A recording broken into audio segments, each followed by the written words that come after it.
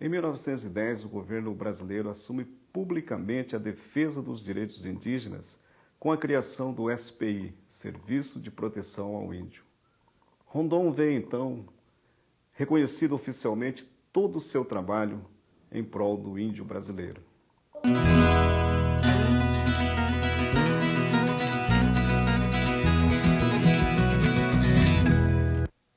Nós, os chamados líderes indígenas desse Brasil do século XXI, nós temos que reconhecer o trabalho de Rondon, porque foi um trabalho realizado a partir de um pensamento positivista, que depois se transformou em humanista e que gerou a defesa dos direitos indígenas, povos que não eram reconhecidos, mas também povos que tinham direito à vida. E Rondon, quando ele leva o chamado progresso, ele se depara com uma civilização intacta da chamada modernidade. O avanço das linhas telegráficas também, provavelmente, provoca em Rondon um sentimento de resgate, porque o colonizador também sempre preparou a nós, os índios, para sermos um futuro não índio, um futuro homem branco. E a gente acreditou nisso, de que era possível a gente deixar de ser o que éramos e assumir uma nova identidade. E jamais imaginávamos a possibilidade de compartilhar essas duas civilizações, como é o retrato do nosso Brasil.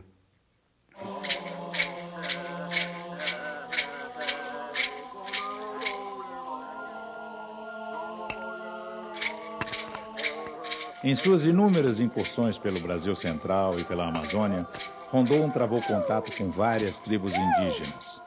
Porém, estabeleceu uma relação especial com os Bororo, seus antepassados, e com os Pareci, que trabalharam com ele na implantação e manutenção das linhas telegráficas.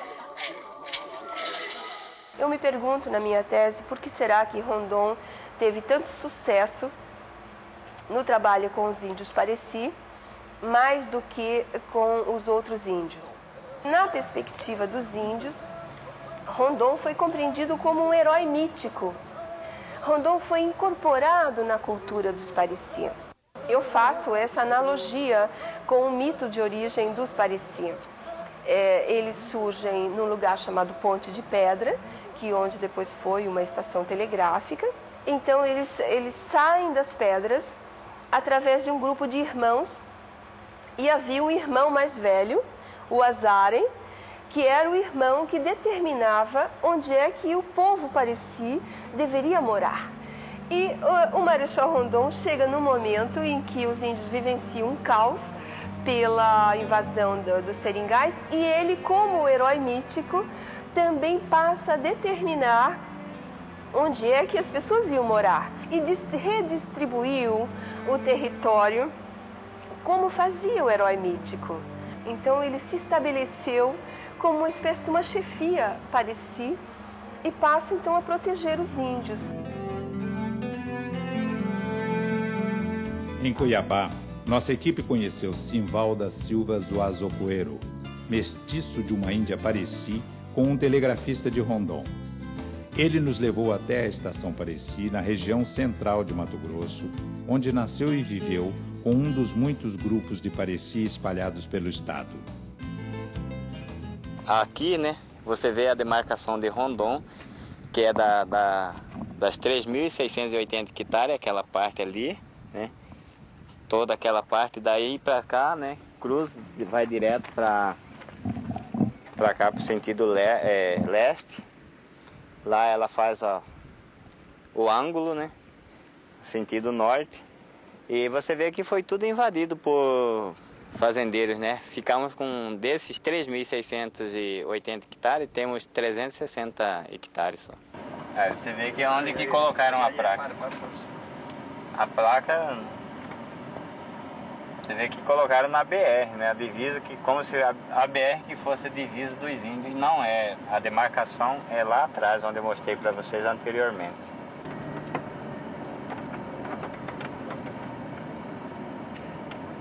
E isso aqui é o que sobrou da demarcação de Rondon. Foi a única coisa que restou, foi esse aqui. Estamos chegando na casa do meu primo, que agora é ele quem reside aqui, né? O Valmir Zoromará, filho de João Zoromará, que trabalhou como telegrafista de Rondon. Meu pai era guarda-fio. Nós somos em 40 pessoas. Nós somos em 40. Não que reside aqui dentro da área, né?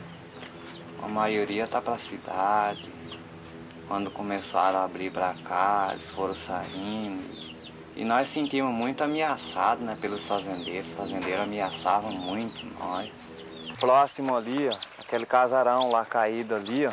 Aquilo ali é o Correio de Marechal Rondon. Vocês estão vendo. Hoje vocês estão vendo lá pessoalmente lá. Está destruído, acabado. E era uma coisa que nós queríamos que aquilo ali ficasse levantado para um histórico. Foi erguida em 1905 por Marechal Rondon. Das inúmeras estações telegráficas construídas por Rondon no Mato Grosso, surgiam povoados e se transformavam em centros de comunicação e desenvolvimento regional. Alguns dos postos eram operados por índios. Com a decadência dos telégrafos nos anos 40, muitos postos foram abandonados, restando apenas ruínas de seus prédios.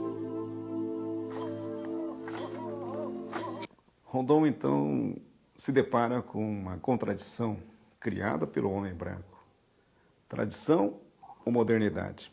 O que fazer com os povos indígenas que estavam intactos na sua própria civilização? Então, com a criação do Serviço de Proteção ao Índio, em 1910, Rondon também passa a criar uma filosofia humanista que até então ninguém percebia, porque se pensava que o índio não existia mais, do pensamento, de uma filosofia e de um corpo de homens brancos, não indígenas, advogados, médicos, sanitaristas, antropólogos e militares para cuidar dos índios. Surge então o pensamento indigenista, baseado principalmente em dois pensamentos de Rondon. O primeiro pensamento: morrer se preciso, matar nunca. Segundo pensamento: fazer do índio um índio melhor. É incrível como uma filosofia pode ser posta no coração dos homens que chegam a encarnar um princípio duro como esse. Invadindo o território indígena, que eles eram os invasores, mortos pelos índios, não revidam. Isso se deve a Rondon. A dedicação e o respeito aos povos indígenas inspiraram decididamente várias gerações de sertanistas que tinham no Marechal um modelo a ser seguido.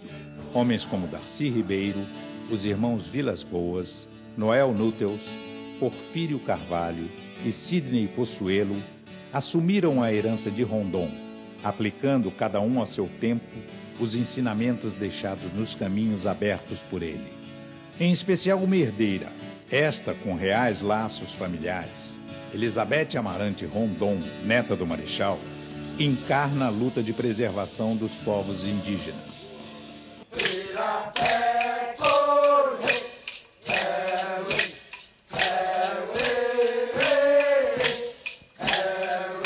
Eu sou Elizabeth Araci Rondon Amarante, sou neta de Rondon, sou filha da Clotilde, casada com o Amarante, irmão do Amarante, que trabalhou tanto também com Rondon em toda essa região, né? Então, realmente eu vivi com o vovô muitos anos, toda a minha infância eu vivi com o vovô. Hoje eu sou membro do Conselho Indigenista Missionário, do CIMI, e estou em Mato Grosso faz 23 anos agora. Eu sou religiosa da Congregação do Sagrado Coração de Jesus e desde então, 23 anos, eu estou trabalhando no Conselho Indigenista Missionário como membro do Conselho com os povos da região do norte de Mato Grosso, noroeste de Mato Grosso. O povo Iranche inicialmente e depois o povo Minkli. São povos parentes, um grupo isolado, língua isolada, Os Minqui foram contatados em 71, eram apenas 23 pessoas naquele tempo, com machado de pedra lascada.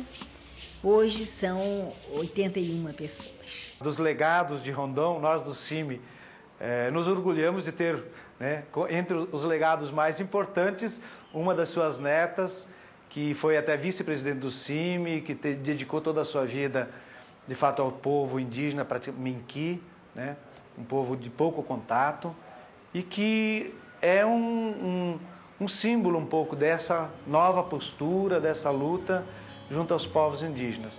Sempre dizem, você está continuando a obra de seu avô.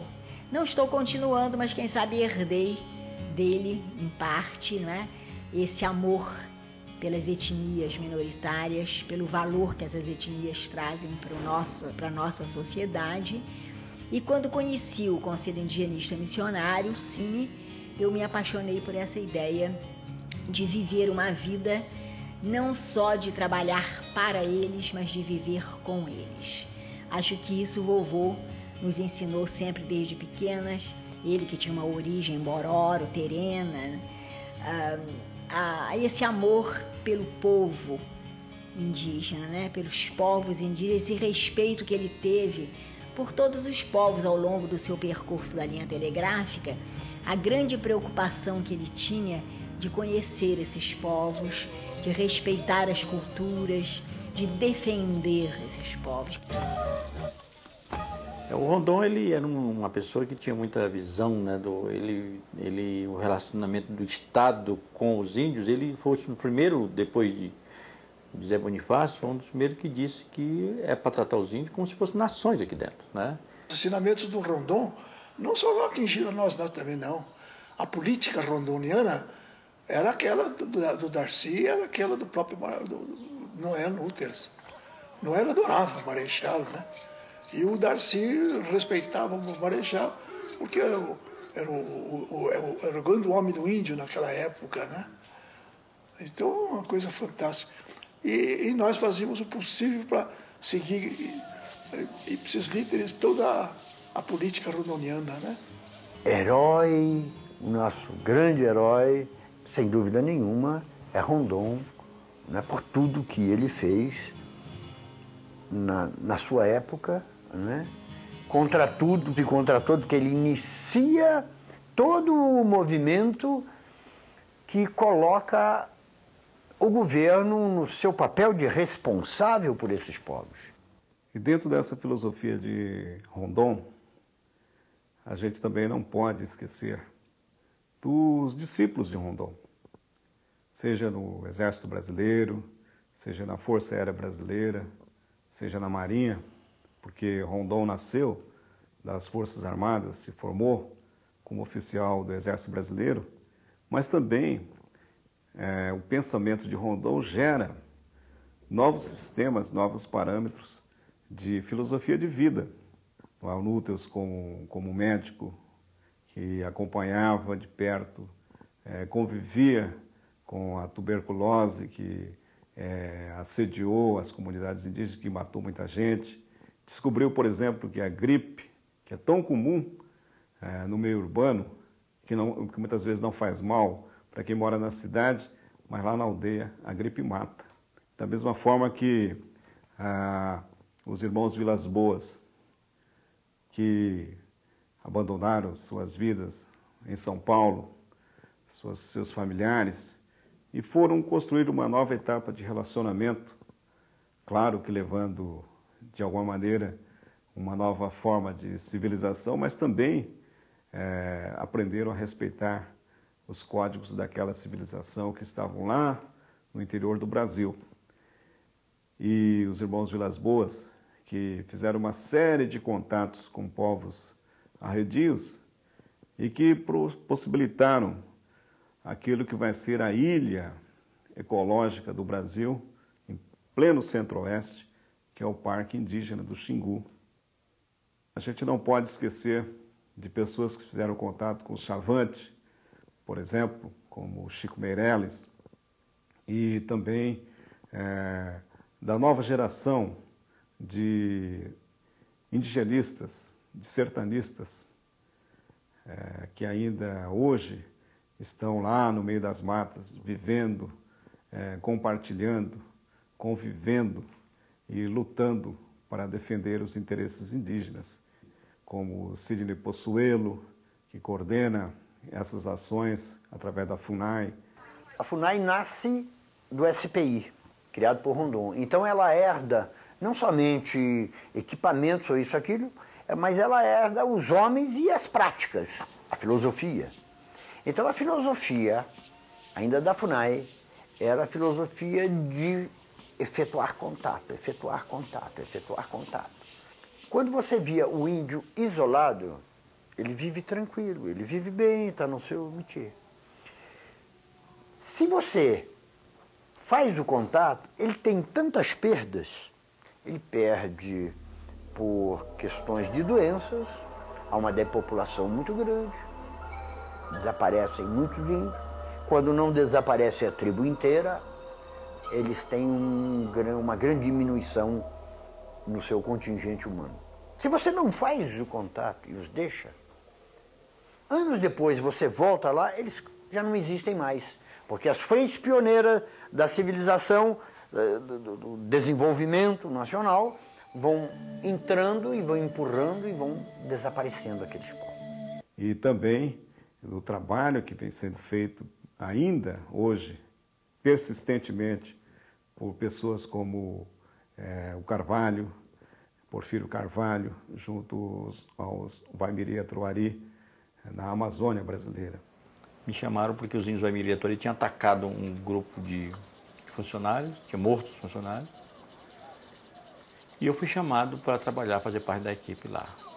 É um projeto de vida, né, aos índios Waimiri Atuari, que consistia num projeto por 25 anos, e que nós íamos resgatar toda a dignidade dele e a autonomia que eles tinham antes do contato. Era uma dívida que a sociedade brasileira tinha. E nós temos um sistema de saúde funcionando, não é um sistema do governo, é um sistema nosso mesmo, que nos deixa muito tranquilo com relação à vida deles. Nós temos um sistema de escolar próprio, que não segue o sistema normal daqui, e que eles mesmos constroem.